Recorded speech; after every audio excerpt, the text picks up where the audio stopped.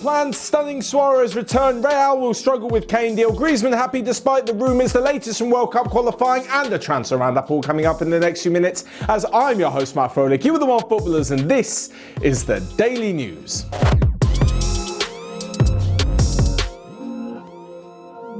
So first up, and talking of sensational returns recently, like Cristiano Ronaldo back to Real Madrid, Jurgen Klopp is planning one of his own. Apparently, in light of Roberto Firmino's poor form in front of goal, especially in finding the net, he is looking at bringing Luis Suarez back to Anfield, and this is sure to ruffle a few feathers. Now, of course, Luis Suarez did celebrate that goal for Barcelona against Liverpool a few years back, and my God, did the fans let him know about it in the second leg. Of course, they had the last laugh because it was that second leg they managed to turn around and win 4-0. But Luis Suarez is still a legendary figure at Anfield. I mean, that season, alongside Daniel Sturridge and Coutinho under Brendan Rodgers, when they so nearly won the Premier League title, what was it, like 7-8 years ago?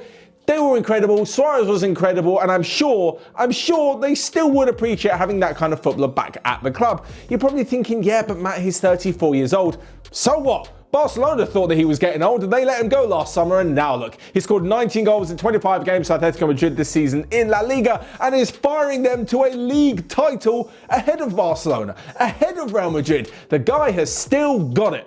Adding to the fact he went on a free transfer last summer, or for a very nominal fee, it probably means that Liverpool won't have to pay such a ridiculous amount of money to get him into the club. But having said that, if Suarez comes in, he definitely wants to play, and he wants to play all the time. So which one of those front three are you dropping? Realistically, Firmino's the only one who's going to be dropped, and I'm not so sure after all that he's given to the club in the last few years, he'll be best pleased about that. Alongside this though, there are also rumours that Liverpool could be shifting another striker out to bring another one in, and that in the shape of Divock Origi. Apparently he's going to move to Celtic, and Odsonne-Edouard will come back in return. Again, this is another very, very good striking option, but someone who will want to play games and not really come in to be just a backup. Although he has less of a chance of making the starting 11 if the likes of Firmino and Luis Suarez are at the club.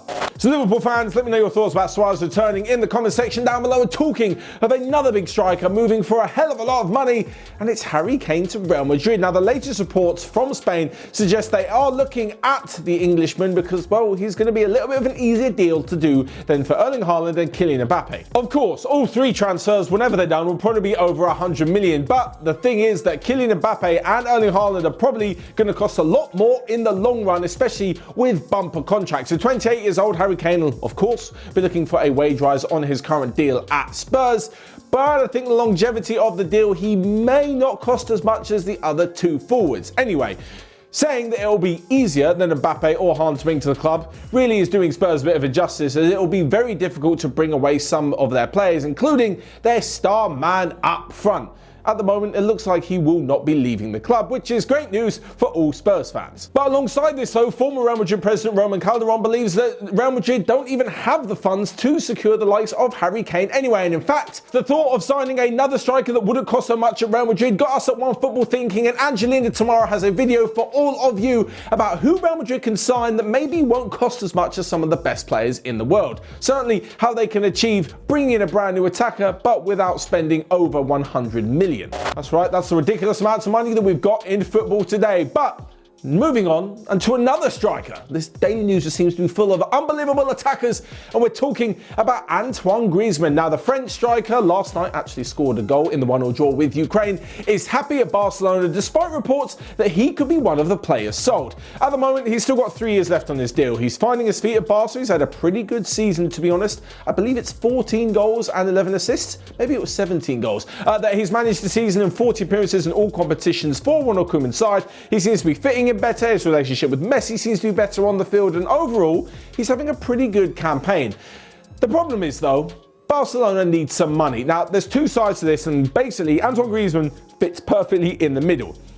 At the lower end of the scale, you've got players that Barcelona not should, but probably will be getting rid of. Some of the older dead wood that maybe won't get them too much money. Like, it's all very well saying they need to get rid of Piqué, need to get rid of Jordi Alba, need to get rid of a few other players like Busquets, some older players, and maybe usher in a new generation.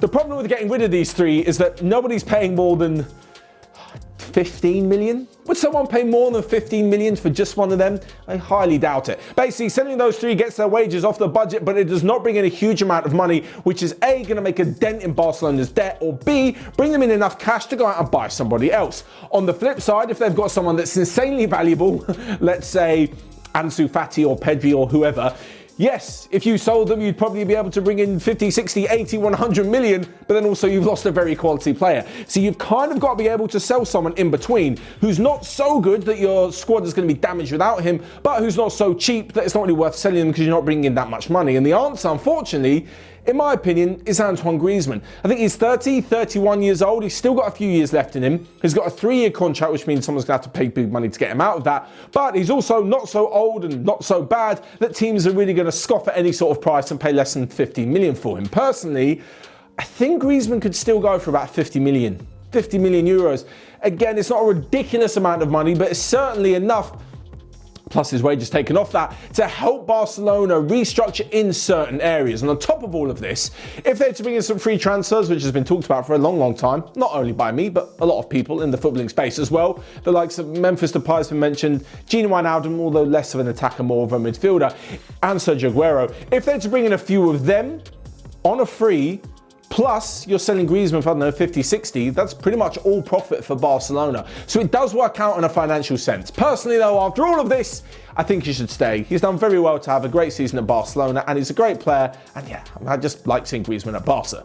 Anyway, moving on and to a quick roundup of the World Cup qualifiers that happened last night. That's right, we're kicking off the 2022 World Cup already, and the 2021 Euros hasn't even happened. Anyway, France drew 1-1 with Ukraine. As I mentioned, Antoine Griezmann managed to bag the goal, but an own goal from Presnel Kimpembe didn't exactly get Didier Deschamps and the reigning World Cup champion side off to the best of starts. But it actually went worse for a few other teams. One of them being the Netherlands. They're obviously not the only team struggling without Virgil van Dijk, as Liverpool fans will be able to tell you as well. After having such a good squad and on paper being one of the strongest teams, certainly heading into the Euros again this summer, they lost 4-2 to Turkey. Not exactly the greatest night. And actually, talking about Memphis Depay earlier, he missed a penalty. So personally for him, not a great night either. But on top of all of this, it wasn't a fantastic night for Wales, but it was a very good night for Belgium.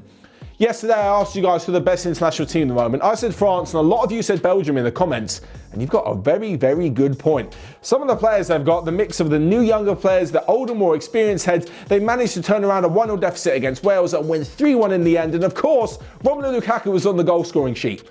Every time I see Belgium play, Lukaku scores. It's like they just give him a goal before kickoff and they're like, 1 for Lukaku. The guy's unbelievable, carrying his Interform over onto the international stage, and he's already, I think he's 27 years old, the highest Belgium scorer of all time. So finally then, a quick roundup of the rest of the day's news that you might have missed. And after agreeing a deal with Benfica, it looks like Diego Costa will be moving to Portugal for next season. Manchester United legend Nicky Butt, having left the club as the head of first team development, looks like he'll be joining the other former legend Wayne Rooney in his backroom staff at Derby. The financial fair play regulations that have been in play for about 10 years now are set to be scrapped by UEFA, with something else to be replacing them next year.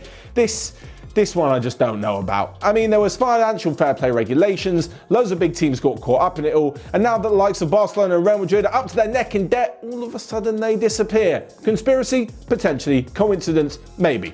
But lastly but not least, there will be 8,000 fans allowed at the Carabao Cup final this season between Manchester City and Tottenham, with the fans being split between both sides and members of the NHS. So there you have it. That is all from me for today. Let me know your thoughts. Check out everything else we've got going on. And until next time, I will see you guys later.